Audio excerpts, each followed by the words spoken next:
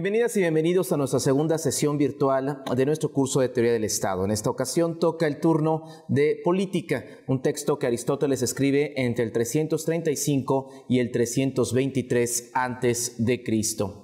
Bueno, hay una serie de reflexiones que quisiera comentar con ustedes. Todo Estado, nos comenta Aristóteles, es una asociación que tiene como fin el bien. El mando y la obediencia son un asunto que nos remite a una creación natural. De esta suerte, el interés del señor y del esclavo se confunden. Aquí hay dos elementos suscritos en la tradición del pensamiento político occidental. El Estado como una asociación. El Estado no solamente es un mecanismo, sino también es una asociación. Y es una asociación que tiene como fin el bien. Esto se va a quebrar completamente a partir de la segunda mitad del siglo XX, pero estamos en tiempos griegos, estamos con Aristóteles y así fue concebido originalmente el Estado, como una asociación que tiene como por fin el bien. Ahora, también dice que el mando y la obediencia son un asunto que nos remite a una creación natural. De esta suerte el interés del señor y del esclavo se confunden. No tiene sustento teórico, lógico y mucho menos natural esta argumentación. Pero no olvidemos que Aristóteles está escribiendo desde una sociedad esclavista y tiene que justificar en la naturalidad realmente algo que es una construcción política y social. El mando y la obediencia es algo que ocurre entre los hombres, en el espacio que existe entre los hombres, y eso es una construcción absolutamente política, no es una construcción natural. Pero de alguna manera tiene que justificar que hay hombres que nacen libres, hay hombres que nacen ciudadanos y hay hombres que nacen en su calidad de esclavos. Los griegos nunca desconocieron la calidad humana, la condición humana a los esclavos. Sin embargo, los consideraban como cosas, como propiedad, extensión de los señores a los que servían. El pueblo es una colonia natural de la familia. El Estado proviene de la naturaleza y la naturaleza de una cosa es precisamente su fin. El derecho es la regla de vida para la asociación política y la decisión de lo justo es lo que constituye el derecho. Bueno, el pueblo también es una construcción política y social. El hecho de que no haya, creo que nos empezamos a dar cuenta que no todos los habitantes de una polis están en efecto insertos en esta polis, es decir, no todos los habitantes, y desde tiempos inmemoriales, desde el comienzo de nuestra tradición, no todos los habitantes, no todos los pobladores de un espacio público político pertenecen a ese espacio público político y pertenecen bajo el resguardo de ese espacio público político. El pueblo, nos dice, es una colonia natural de la familia, pero también el pueblo, la construcción identitaria de un pueblo es también un amalgamado político y social. Nos dice sobre el derecho, que es interesante la concepción que tiene el derecho. El derecho es la regla de vida para la asociación política y la decisión de lo justo es lo que constituye el derecho. Aquí hay dos elementos fundamentales. Está pensando Aristóteles en la demarcación, en la acepción pública del derecho, es decir, la relación públicas políticas que existen entre los hombres y, por supuesto, estas relaciones, si son mediadas como por el derecho o a través del derecho, pues tienen que ser estas relaciones insertas en la materia de lo justo. Debe haber un principio de equidad, un principio de distribución en estas relaciones entre los hombres en el espacio público político. Hay más cuestiones. El Estado es distinto al gobierno, que esto es fundamental y Aristóteles hace esta distinción. Es uno de los primeros en hacer esta distinción. Nos dice, el gobierno es una organización impuesta, mientras que el rasgo verdaderamente distintivo de un ciudadano es el de ser juez y magistrado. El ciudadano, tal como lo hemos definido, es el ciudadano de la democracia. Aquí Aristóteles tiene una serie de reflexiones. Por un lado, el Estado es una asociación, pero esta asociación, para seguir en comunión, para seguir amalgamada, necesita de una organización. Sin el elemento organizativo, la asociación pudiese disolverse. Y el gobierno es eso, es una organización impuesta. Y esta organización impuesta está impuesta a ciudadanos. Y mandar y obedecer es un rasgo fundamental de los ciudadanos. Está diciendo, en lenguaje muy antiguo, garantías, derechos y obligaciones como un rasgo fundamental de todo ciudadano. Sin embargo, este ciudadano existe en la democracia. ¿Y por qué en la democracia? Porque ya nos había adelantado Platón en la sesión anterior que la democracia, el valor conspicuo de la democracia es precisamente la libertad. Es un régimen, es una forma de gobierno en excesiva libertad.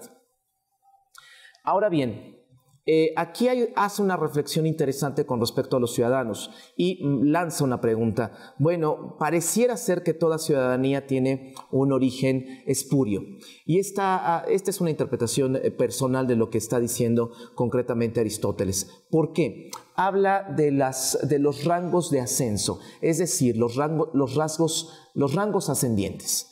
Para que un ciudadano sea ciudadano, nos dice Aristóteles que había muchas ciudades-estado que pedían que naciera de padres ciudadanos, más bien de padre ciudadano y madre libre, o bien de abuelo y padre ciudadano, o de bisabuelo, padre y abuelo ciudadano. Y incluso nos dice Aristóteles que algunas ciudades-estados eran muy estrictas y pedían que el ciudadano fuera hasta 4 o 5 rangos ascendientes.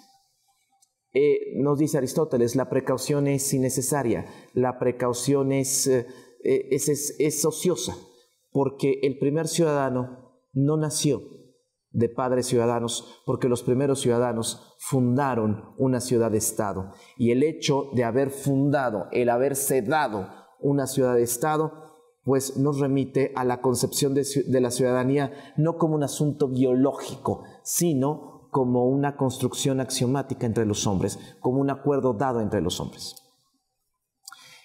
La Constitución habla de la Constitución y nos dice que la Constitución conserva la identidad de todo Estado. Esto, pues en sus clases de teoría de la Constitución va a ser materia de discusión porque no podemos, decía Carl Schmitt, que es un jurista muy importante durante el siglo XX, no podemos decir que un Estado tiene una Constitución. Un Estado es una Constitución. La Constitución se llama así porque está constituida, está amalgamada la forma de gobierno. Nos parece bastante revelador lo que Aristóteles desde la antigüedad nos está comentando. La Constitución conserva la identidad de todo Estado. ¿Por qué? Porque conserva la conformación, la estructuración de la forma de gobierno en un Estado. Y aquí hay que hacer una pausa importante. Cuando hablamos de forma de gobierno, para los griegos quiere decir forma de vida, forma en cómo los hombres interactúan en la vida pública. El ciudadano debe cumplir 2 cualidades: saber ejercer la autoridad y resignarse a la obediencia, nos dice Aristóteles. ¿Esto qué quiere decir? El ciudadano debe mandar y obedecer, debe tener derechos y debe tener también garantías y también obligaciones. Más adelante Aristóteles acuerda, en el Estado no se trata de señores ni de esclavos, en él no hay más que una autoridad que se ejerce sobre seres libres e iguales por su nacimiento.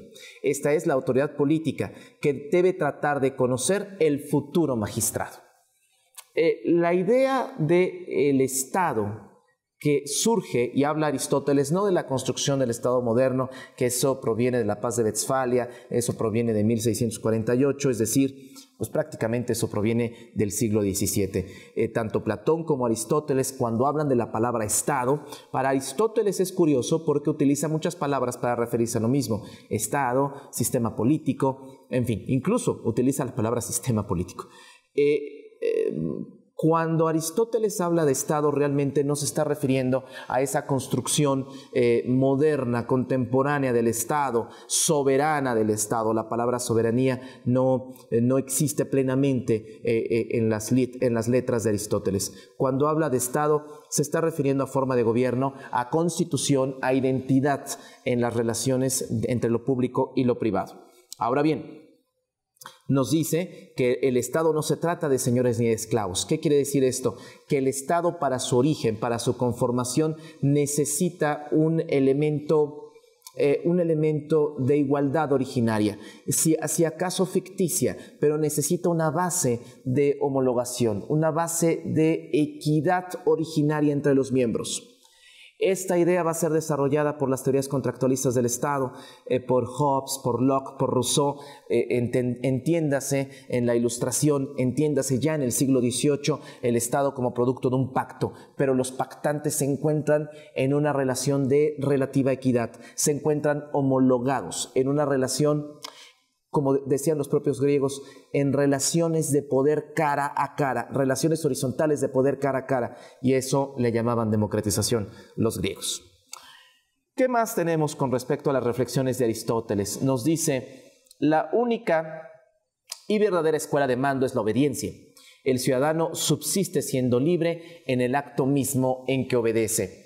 Immanuel Kant, que es un republicano por excelencia en sus reflexiones, basa en el conflicto de las facultades, en la paz de, en fin, en sus reflexiones en torno a la paz de Westfalia, va a ser bastante concreto en esta parte. ¿A qué se refiere Aristóteles cuando dice la única y verdadera escuela de mando es la obediencia? El ciudadano subsiste siendo libre en el acto mismo en que obedece. El problema es el siguiente: ¿cómo podemos obedecer y permanecer libres? Es que aquí hay una variable que está oculta. Obedecemos en torno a las normas, obedecemos en torno a las leyes que nosotros mismos nos hemos legado. Y por tanto, si nosotros mismos somos capaces de establecer las reglas del juego en las relaciones de la vida pública, entonces no estamos haciendo otra cosa más que siguiendo nuestra voluntad.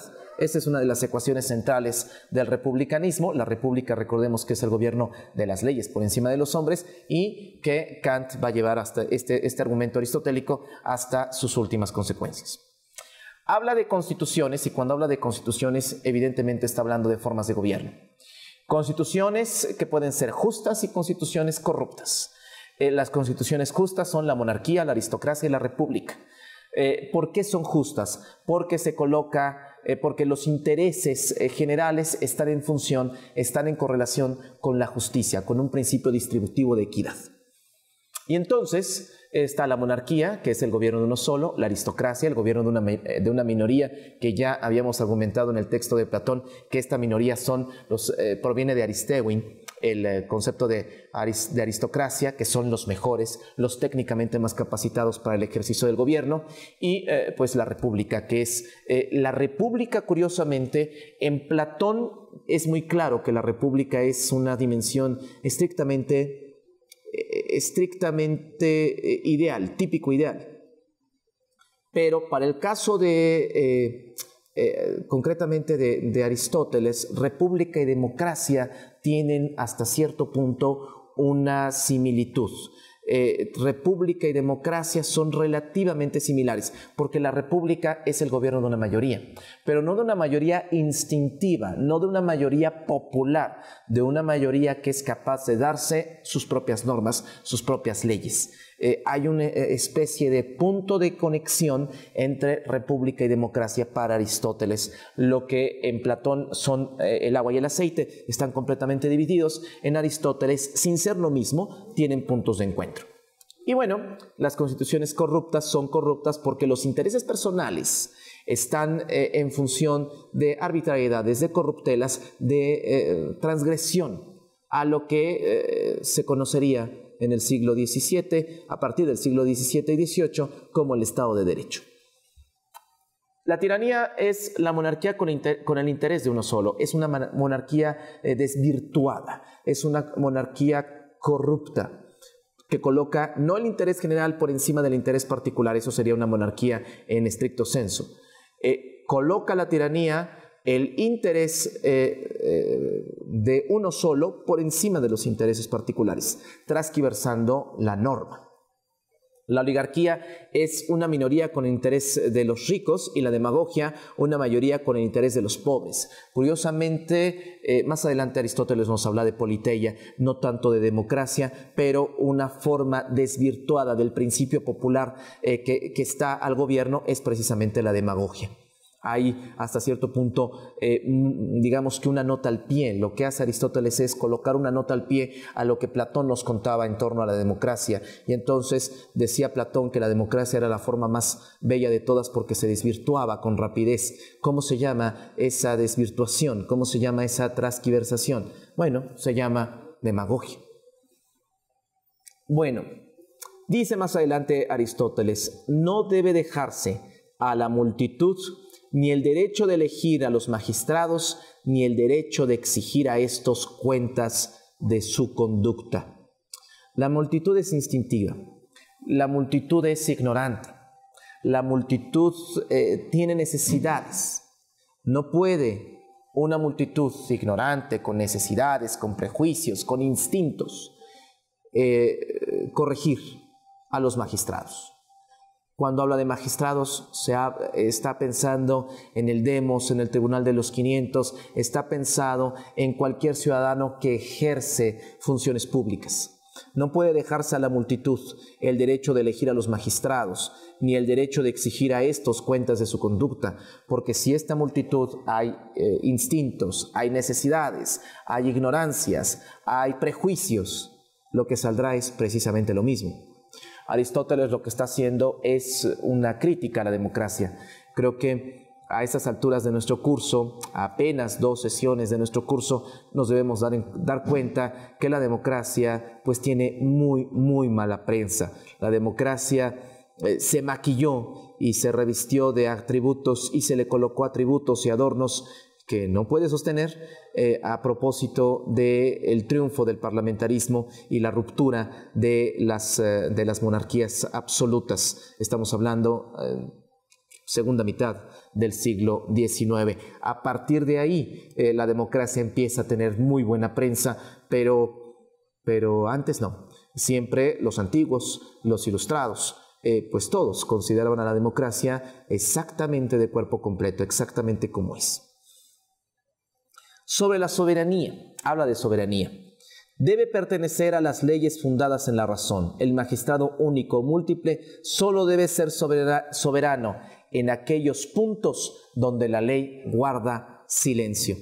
El concepto que tiene Aristóteles de soberanía, lo estábamos argumentando hace un momento, es muy distinto al que se tiene, al que va a presentar Jean Bodin en los 6 libros de la República y del cual va a hablar Rousseau con respecto al pueblo como una entidad soberana. Es completamente diferente lo que tiene en la cabeza Aristóteles. Sin embargo, esta aportación que hace de soberanía Aristóteles es una aportación que va a subsistir, es una continuidad que va a subsistir y que va a pasar la prueba de la modernidad, de la ilustración y de la era contemporánea. ¿Qué es la soberanía? Un poder máximo que no tiene ningún otro poder por encima del mismo. Y entonces cuando dice que debe pertenecer a las leyes fundadas en la razón, el magistrado único o múltiple solo debe ser soberano en aquellos puntos donde la ley guarda silencio.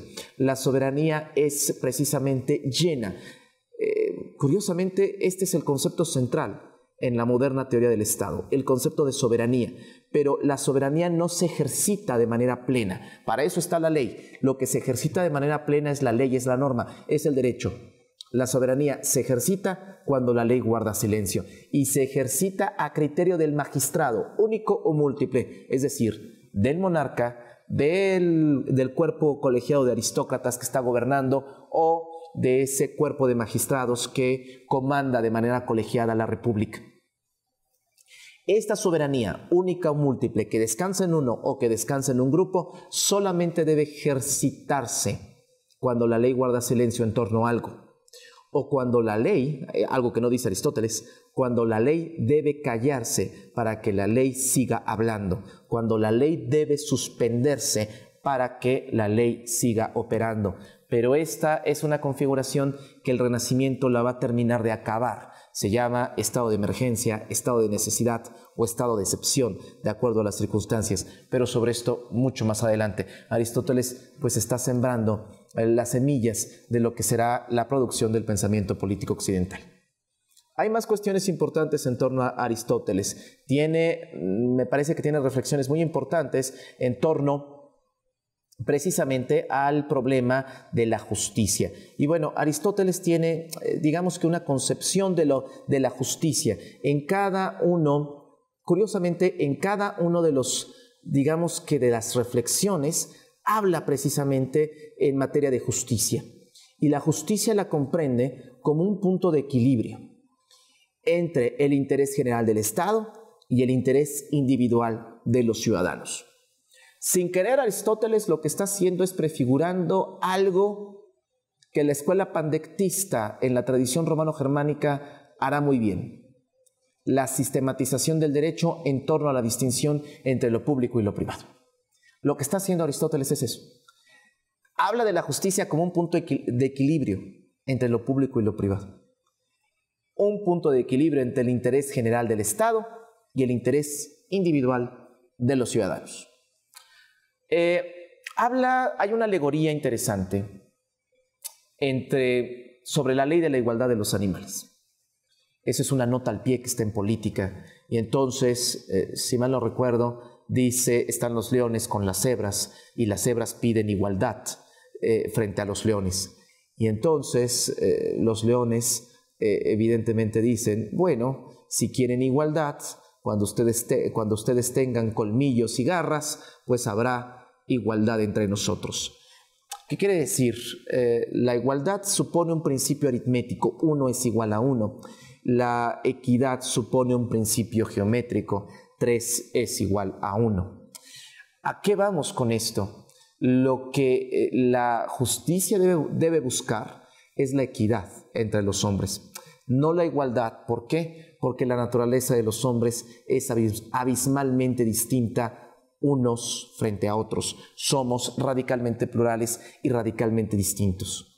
Hannah Arendt, un pensador político importante del siglo XX, una de las teóricas políticas más importantes del siglo XX, decía en un texto publicado post-mortem: ¿qué es política? Política, un conjunto de ensayos. Decía: la política descansa en un hecho simple: la pluralidad entre los hombres. Somos radicalmente distintos. No puede existir este esquema 1 es igual a 1 en las relaciones públicas políticas entre los hombres. Lo único que podemos asimilar es 3 igual a 1. Y ahí está temas de justicia como redistribución, de justicia compensatoria, que por supuesto en sus clases de teoría del derecho, de teoría de la justicia, verán a profundidad. No hay democracia, dice Aristóteles, allí donde cierto número de hombres libres que están en minoría mandan sobre una multitud que no goza de libertad. Cuando habla de libertad, habla de la capacidad consumtiva de los hombres, es decir, habla de la capacidad de adquirir y consumir y saciar necesidades. Lo que está diciendo Aristóteles es que no puede haber auténtica democracia allí donde una minoría gobierna sobre una mayoría que tiene necesidad. Ahí está uno de los grandes problemas de la democracia.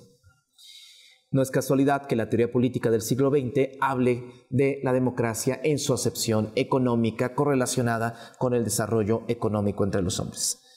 Democracia es una soberanía extendida entre pobres y ricos en igual proporción. La libertad y la igualdad son sus fundamentos. Tanto más se mantenga la igualdad en los derechos políticos, tanto más se mantendrá la democracia en toda su pureza. El Estado donde todo se resuelve mediante decretos populares no es una democracia. Tales decretos no pueden dictar resoluciones de carácter legislativo. La idea que tiene Aristóteles todavía no es la idea de la representación, del poder constituyente. Eso tendrá que ocurrir hasta la Revolución Francesa, técnicamente hasta la era de las revoluciones europeas, donde, dicho sea de paso, nace el concepto moderno de soberanía. Lo que tiene Aristóteles en la cabeza es algo distinto. El Estado donde todo se resuelve mediante decretos populares no es una democracia. Eso puede ser una autocracia. Tales decretos no pueden dictar resoluciones de carácter legislativo. El decreto es un mandato, no una norma, no una ley. El decreto es un mandato imperativo de aquel magistrado, para utilizar las mismas palabras de Aristóteles, único o múltiple que detenta la soberanía. El proceso legislativo es un acuerdo de voluntades que tiene hasta cierto punto un carácter relativamente representativo. Hay más cuestiones. Dice: la Constitución pudiera ser democrática, pero la tendencia de las costumbres es oligárquica. Aquí Aristóteles, y esta es una de sus grandes contribuciones, por primera vez en la historia del pensamiento político occidental, quiebra la cabeza. Quiebra la cabeza de la unidad política en dos: forma y función. Por un lado tenemos la forma, el mecanismo de distribución, pero por otro lado tenemos la función, llamado de manera muy moderna positivización, es decir, instrumentación técnica operativa del mecanismo, instrumentación técnica operativa de la norma jurídica, de las normas, de las reglas del juego que hacen posible la vida pública política. Y entonces, en la estructuración puede ser una democracia, pero en la función una oligarquía. O puede ser en la estructuración una monarquía hereditaria, pero en la función, en la procedimentación, es una tiranía. Forma y función difícilmente van amalgamados, difícilmente van en un encuentro lo que es la forma con respecto a la función. Por eso dice, la Constitución pudiera ser democrática, pero la tendencia de las costumbres es oligárquica. Todos los gobiernos, sin excepción, no son más que corrupciones de la Constitución perfecta. Lo que tenemos es un principio, quizá esta sea la fuente de inspiración de Max Weber cuando habló de tipos ideales en ese compendio publicado post-mortem que se llama Economía y Sociedad.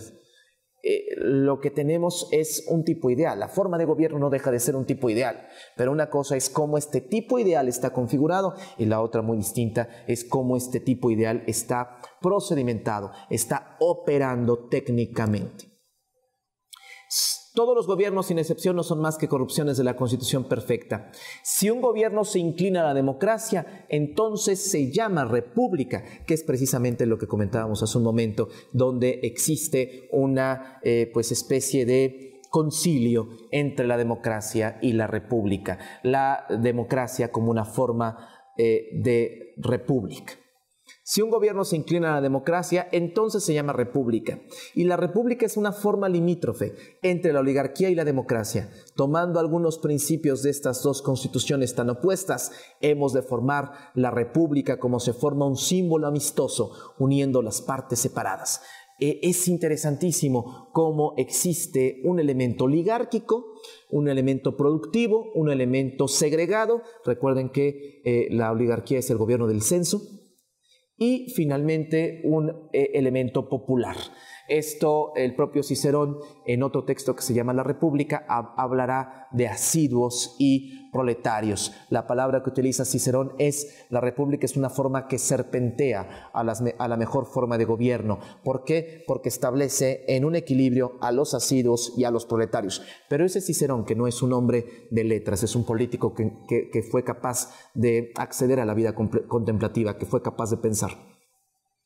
Y aquí Aristóteles, la idea es la misma, pero las palabras son distintas. Una forma limítrofe entre la oligarquía y la democracia. Está descubriendo digamos que en la democracia una inclinación hacia la república, pero una inclinación que jamás será saldada por completo. Y está descubriendo Aristóteles la mixtura, que es la categoría comodín por excelencia de la ciencia política. Cuando no sabemos los politólogos qué es algo, le decimos que es un gobierno mixto o que es cualquier tipo, cualquier transición o cualquier categoría susceptible a conceptualización de carácter mixta.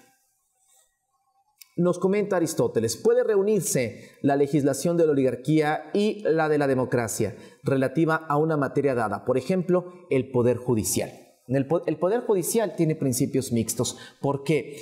Por la simple y sencilla razón de que tiene elementos aristocráticos. No cualquiera puede ser un magistrado, pero también tiene elementos populares, porque a final de cuentas estos magistrados provienen de diferentes estratos socioeconómicos y culturales. Y finalmente, pues este elemento digamos que oligarca, elemento privilegiado en materia económica. Descubre la mixtura, y esta mixtura no sería posible si no existieran formas conjuntas, principios contrapuestos, si no hubiera hasta cierto punto una bifurcación entre la forma y la operacionalización, entre la forma y la función. La única forma de diferencia entre un Estado y otro consiste en la manera en que estos tres elementos estén organizados. Y de pronto, cuando nos hablan los manuales de que Montesquieu es uno de los primeros que habla de la división de poderes, pues es mentira, porque antes de Montesquieu está Blackstone. Y pues es mentira, porque tenemos todos los autores de la Ilustración, en mayor o menor medida, están pensando en estos principios de distinción de poderes. Pero no fueron los primeros. El primero en hablar de la distinción entre poderes, de cómo tres elementos pueden estar combinados y que a partir de ahí tenemos la auténtica distinción entre las formas de gobierno, bueno, pues fue Aristóteles, y nos dice cómo está organizado, diferenciado y en comunicación la Asamblea General con el cuerpo de magistrados y con el cuerpo judicial. Ejecutivo, legislativo y judicial. Así de simple. Esta idea de cómo están en contrabalanceo, en relación, en comunicación organizativa, institucional, para decirlo en los tecnicismos del siglo XXI, bueno, esto lo planteó originalmente Aristóteles. ¿Cómo está diferenciado la Asamblea General, el cuerpo de magistrados y el cuerpo judicial? Va a identificarnos la auténtica diferenciación de un Estado y otro, la auténtica diferenciación de una forma y otra. ¿Y por qué estos tres elementos son importantes? Bueno, porque si la forma es una y la función es otra, pues entonces no es lo mismo una república que se inclina a la democracia y una república que se inclina a la oligarquía. ¿Cómo distinguirlo? En la manera en que estos tres elementos, ¿cómo distinguir esta república? En la manera en que estos tres elementos estén diferenciados. Bueno, hay más cuestiones. Nos dice, todos los sistemas políticos reconocen ciertos derechos y una igualdad proporcional, aunque en la práctica se separen de esta doctrina. Ni siquiera la más perfecta república puede lograr el contenido de su idealidad. El hecho de que las leyes se encuentren por encima de los hombres. ¿Por qué? Otra vez Carl Schmitt, la legislación está completamente indefensa frente a la autoridad que tiene que aplicar esa legislación. Todos los sistemas políticos reconocen ciertos derechos y una igualdad proporcional, aunque en la práctica se separen de esta doctrina. Todos los sistemas justos en el fondo son radicalmente falsos en la práctica, los unos como los otros, tan pronto como no han obtenido en punto a poder político todo lo que tan falsamente creen merecer, apelan a la revolución. El concepto de revolución no es muy diferente al que tiene Platón en la sesión anterior que la comentamos. El concepto de revolución quiere decir transformación. Pero lo que hace con el concepto de revolución Aristóteles es realmente plantear el concepto, digamos que las bases para la construcción de la reflexión y de la conceptualización moderna de la revolución. Entiende por revolución Aristóteles tres cosas, que pueden ser las tres de manera diferenciada o las tres inmersas en un mismo proceso.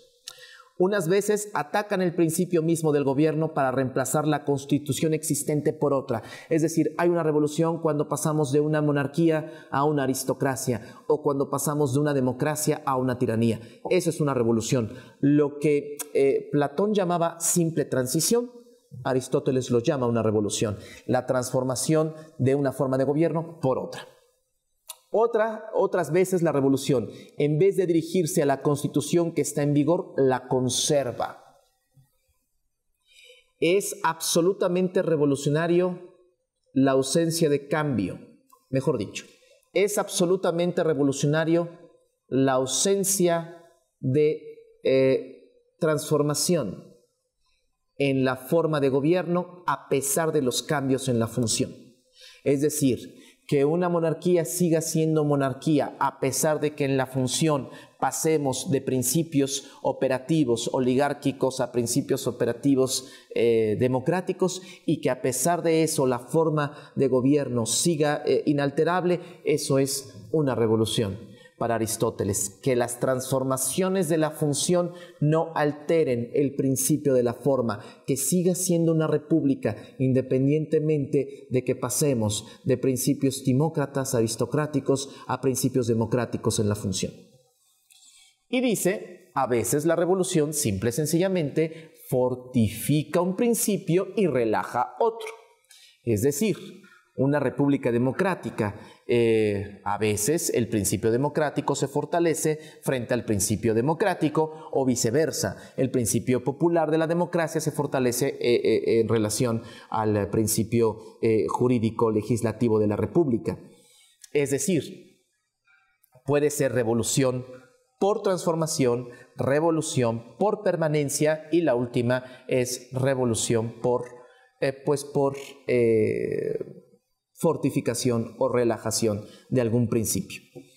Es una concepción completamente distinta y Aristóteles aquí en Política pues está sentando de alguna manera pues las reflexiones futuras en torno a la revolución.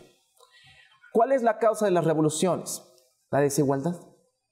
La república en que gobierna la clase media y que se acerca más a la democracia que a la oligarquía es también la más estable de todos esos gobiernos. Seguramente cuando Maquiavelo pasó por estas líneas, pues le interesó mucho la reflexión de Aristóteles y no por nada esta es una de las piezas claves fundamentales en el texto de Maquiavelo, los discursos sobre la primera década de Tito Livio, que es el texto fundamental de Maquiavelo. El aumento desproporcionado de algunas clases de la ciudad causa trastornos políticos. Es muy interesante cómo el propio Aristóteles correlaciona la estabilidad de la forma con un elemento fundamental, la fuerza productiva, diría Marx, las relaciones en la base consultiva, en la base del consumo, las relaciones y los intercambios. La variable económica y la lucha de clases no es un descubrimiento de Marx, porque los hechos no se descubren. Es una de las principales reflexiones de Aristóteles. Y aquí tenemos una variable que Platón no había reflexionado con profundidad, pero que sí Aristóteles nos pone en la mesa de discusión. Todo el mal está en el principio, porque como dice aquel sabio proverbio, una cosa comenzada está medio hecha. En todas las cosas, la más ligera falta cuando radica en la base, reaparece proporcionalmente en todas las demás partes de la misma. A veces una forma más nueva de democracia sustituye a la antigua. Para prevenir este mal, deberá procurarse que los nombramientos de los magistrados se hagan separadamente por tribus, en vez de reunir al pueblo en una asamblea general. Una vez más, hay un desprecio sistemático por el componente popular para elegir aquellos que deciden, aquellos que toman las decisiones en la vida pública política. ¿Por qué? Porque lo que dijimos hace un momento, si en el elemento popular hay necesidad, hay prejuicios, hay ignorancia, hay desconocimiento de la vida pública política, lo que saldrá no será distinto al origen. La oligarquía está perdida cuando dentro de su seno nace otra oligarquía, es decir, una minoría en pugna frente a otra minoría conducirá tarde o temprano a una revolución. Sabemos que la oligarquía es el gobierno del censo por encima de todos los demás. Cuando en el censo, en esta pequeña élite para ocupar el concepto del siglo XVIII, surge otra, se disputa el poder y entonces entra en peligro, entra en revolución. Bueno, hay una pregunta interesante en torno a las tiranías con la que vamos a cerrar Aristóteles. ¿Cómo persisten las tiranías? A través de la producción de la desconfianza entre los ciudadanos, a partir de su debilitamiento y su degradación moral. Platón era bastante certero en este punto, a partir de la incapacidad de asociación de uno con otro, a partir de la inmovilidad. Y esta inmovilidad supone un cercenamiento del espacio público que debe ser un espacio en libertad. Bueno, hasta aquí nuestras reflexiones en torno a Aristóteles. Hasta la próxima.